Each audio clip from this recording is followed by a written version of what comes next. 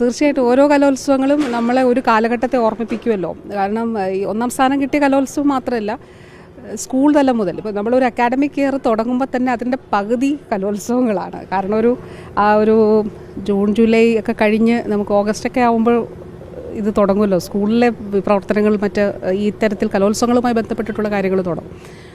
അപ്പോൾ കലോത്സവ വേദികളും കലോത്സവം എന്ന് പറഞ്ഞാൽ തന്നെ ഭയങ്കര സന്തോഷവും വളരെ എക്സൈറ്റ്മെൻറ്റുമാണ്. അത് പറഞ്ഞറിയിക്കാൻ പറ്റാത്തതാണ്.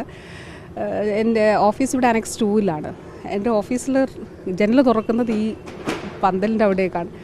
വാസ്തവത്തിൽ ഇത് കണ്ടപ്പോൾ ഈ സ്കൂളിന് ശേഷം ഞാൻ മാധ്യമപ്രവർത്തകയായിട്ട് റിപ്പോർട്ട് ചെയ്യാൻ പോയിട്ടുണ്ട്. അത് തൊടുപുഴയിൽ നമ്മുടെ നവ്യയും അമ്പിളിയൊക്കെ പങ്കെടുത്തൊരു കലോത്സവം ഉണ്ടല്ലോ, ആ കലോത്സവത്തിൽ ഞാൻ റിപ്പോർട്ട് ചെയ്യാനായിട്ട് പോയിരുന്നു. അപ്പോൾ അതിനുശേഷം അന്ന് എല്ലാ ദിവസവും കലോത്സവ വേദികളിലുണ്ടായിരുന്നു. പക്ഷെ അന്ന് ജോലിയുടെ ഭാഗമായിട്ട് കൂടിയാണല്ലോ. പക്ഷെ ഇപ്പോൾ നമ്മുടെ കൺമുന്നിൽ ഇവിടേക്ക് കലോത്സവം എത്തുമ്പോൾ, തിരുവനന്തപുരത്ത് കലോത്സവം നടക്കുമ്പോൾ ഇത്രയും ദിവസം നമുക്ക് ഈ വേദികൾ അതുപോലെ ഈ കലാരൂപങ്ങൾ കാണാൻ കഴിയുന്നു എന്നുള്ള സന്തോഷം ഉണ്ട്.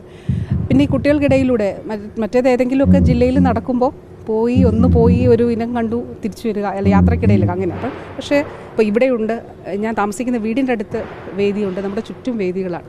അപ്പോൾ തീർച്ചയായിട്ടും ഇത് നൽകുന്ന ആവേശം വളരെ വലുതാണ്. ഒരുപാട് സന്തോഷം. ഇവിടേക്ക് എത്തുന്ന എല്ലാ കലാകാരികൾക്കും കലാകാരന്മാർക്കും നമ്മുടെ പ്രതിഭാധനരായിട്ടുള്ള എല്ലാ മക്കൾക്കും എല്ലാ ആശംസകളും നേരുകയാണ്.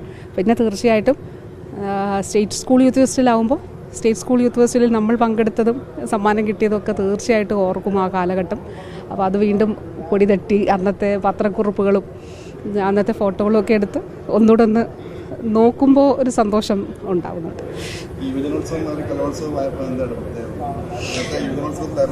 അതെ അതെ അതെ ഞങ്ങളുടെ കാലത്ത് വാസ്തവത്തിൽ 1-ാം സ്ഥാനം 2-ാം സ്ഥാനം അങ്ങനെയൊക്കെ ആയിരുന്നു. ഞാൻ പറയുമായിരുന്നു, നമ്മുടെ ഈ അന്ന് ജഡ്ജസ് 92-ൽ അപ്പോൾ തന്നെ മോണാക്ട് കഴിഞ്ഞതിന് ശേഷം അന്നേരം തന്നെ 3-4 ജഡ്ജസ് ഒന്നിച്ച് ചേർന്ന് അവർ എത്ര പേരുണ്ടോ അവരൊന്നിച്ച് ചേർന്നിട്ട് അവർ തന്നെ മാർക്ക് ഇട്ട് അവർ തന്നെ സ്റ്റേജിൽ കയറി അനൗൺസ് ചെയ്യുകയാണ് ചെസ് നമ്പർ, ഇന്ന ചെസ് നമ്പറിന് 1-ാം സ്ഥാനം, ഇന്ന ചെസ് നമ്പറിന് 2-ാം സ്ഥാനം എന്നുള്ളത്.